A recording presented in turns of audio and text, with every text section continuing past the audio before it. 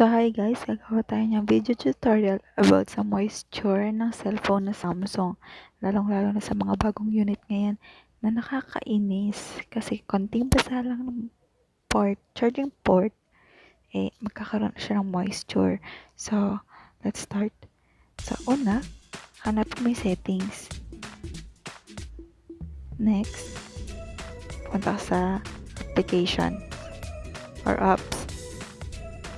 Let it load. Tagal. So, pinutin tong tatlong tuldok sa gilid. So, tatlong tuldok.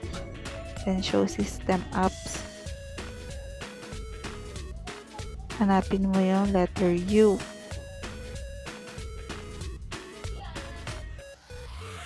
Yan. Pinutin mo tong USB settings. After mo ma-open storage, then clear data. After mag-clear data, back ka force stop. Then i-restart mo siya. I-restart mo siya. After mo siya ma-restart, pag mag-open na, saka may saksak yung charger. So, mawawala na dito sa taas yung charging chuchu niya. Basta yung moisture. So, yun lang po. Sana makatulong po sa inyo itong simpleng video na to. Thank you!